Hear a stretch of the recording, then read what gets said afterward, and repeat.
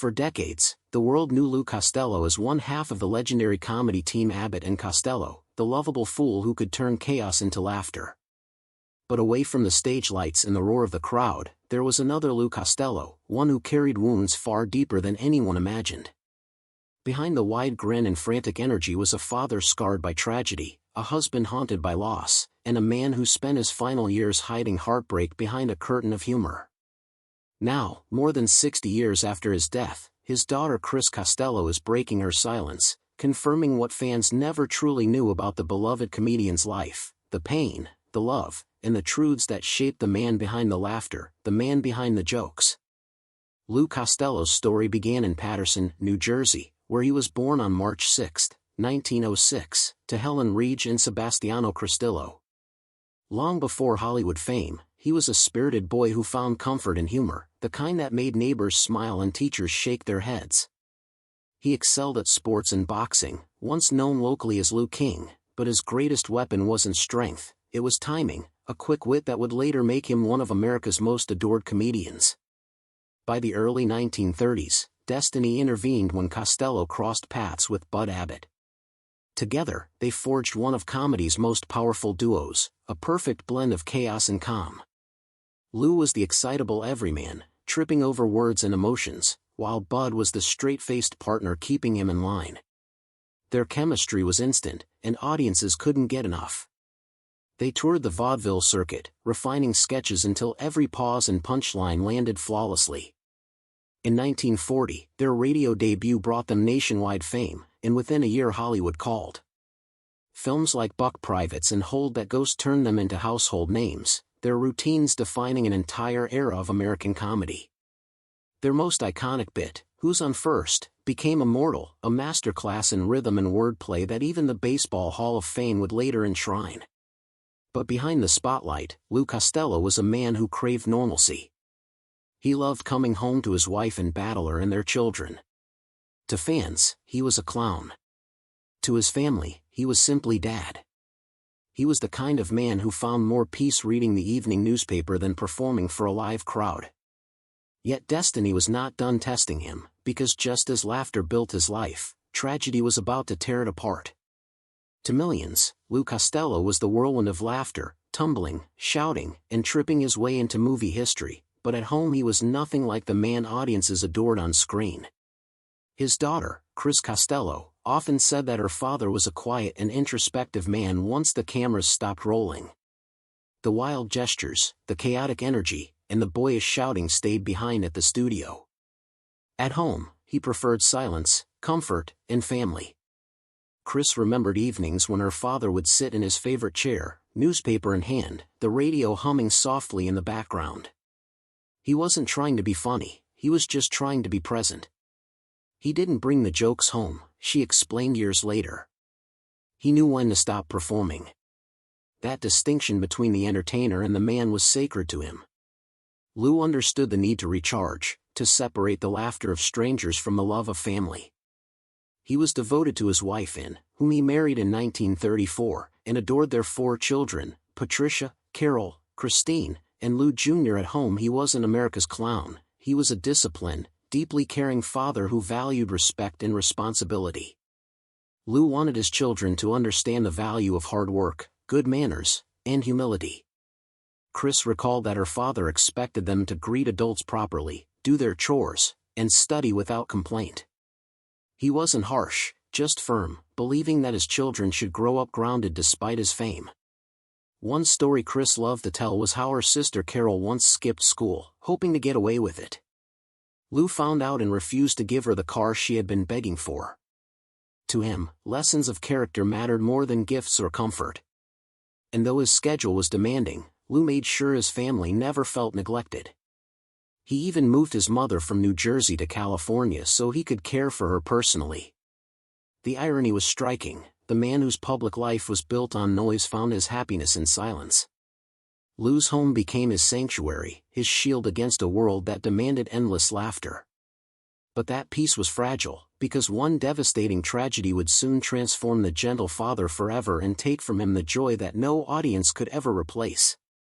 It was November 4, 1943, a day Lou Costello would never forget. That evening he was scheduled to return to the air for the team's beloved Abbott and Costello radio show after a 6-month battle with rheumatic fever.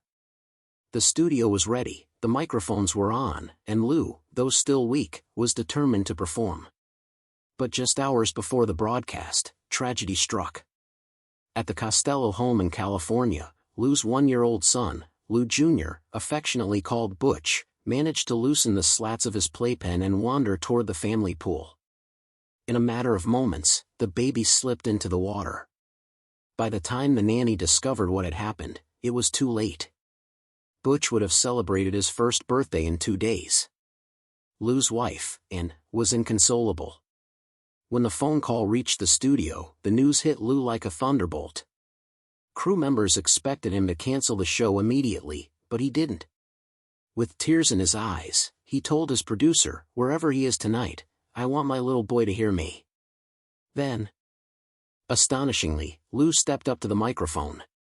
He performed the entire episode as planned, every line delivered with the same precision and energy his audience had come to love.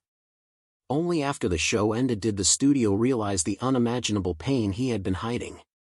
Those who saw him that night said Lou's face changed forever. The sparkle in his eyes dimmed. His laughter, once so effortless, carried a trace of sorrow that never left. From that moment on, the world still saw the comedian, but his family saw a man who had lost a part of himself. Chris later revealed that her mother used to say she felt as if she had lost 2 people that day, her baby son and the carefree husband she once knew. In the years that followed, Lou threw himself into work, perhaps as a way to escape the silence at home. But grief is a quiet shadow, it never leaves.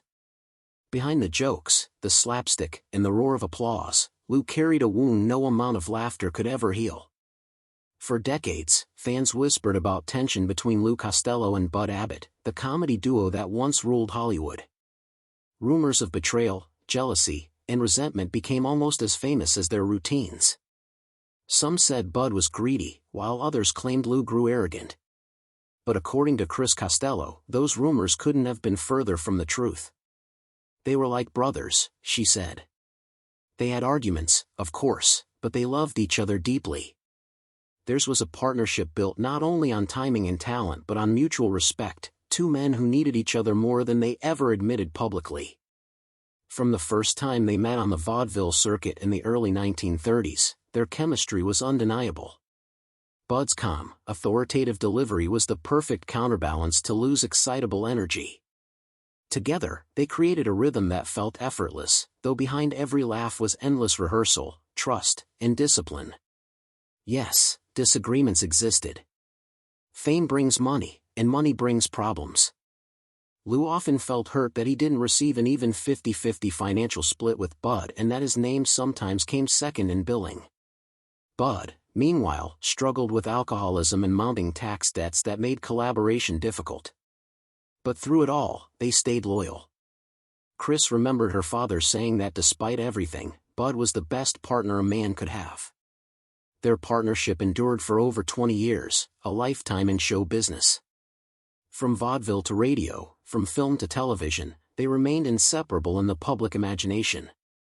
They were inducted into the Baseball Hall of Fame together in 1956 for their Who's on First routine, becoming the first non-athletes to receive that honor. Even when the act dissolved in the mid-1950s, the respect between them never truly faded.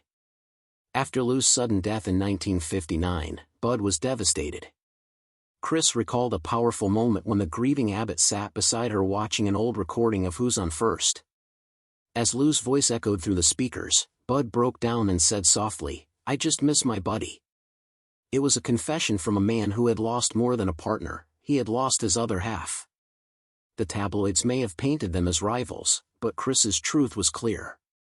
Behind the scenes there was no hatred, only love, loyalty, and a bond that outlived both men. Lou Costello was known for laughter, the kind that could lift a room and make America forget its troubles during the darkest years of war. But when the lights dimmed and the audience went home, Lou faced the kind of pain few could bear.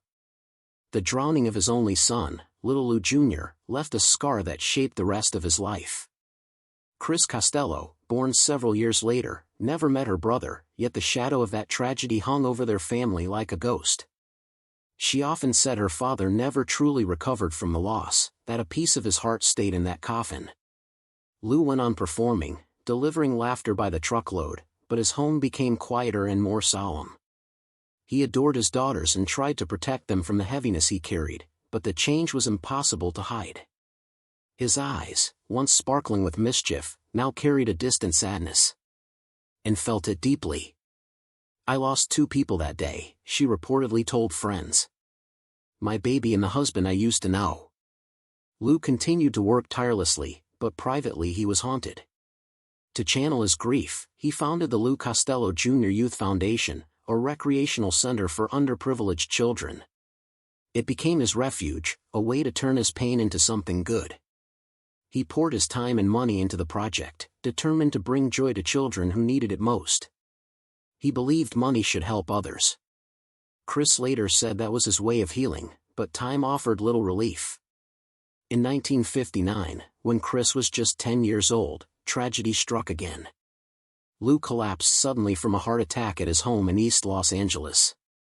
He was only 52 years old. The man who had made millions laugh was gone in an instant, leaving behind a stunned family and a grieving world. Chris remembered the silence of that day, how the laughter that had filled her home was replaced by disbelief. "I was just a little girl," she said, "but I knew everything had changed forever." The trauma of losing her father so young stayed with her all her life, just as the memory of her brother's death had haunted him. Through grief and legacy, the Costello family learned one truth: laughter can fill rooms, but it cannot erase pain. Lou Costello's life may have been cut short, but his impact on the world of comedy and on those who loved him has never faded. His routines remain timeless, his laughter eternal.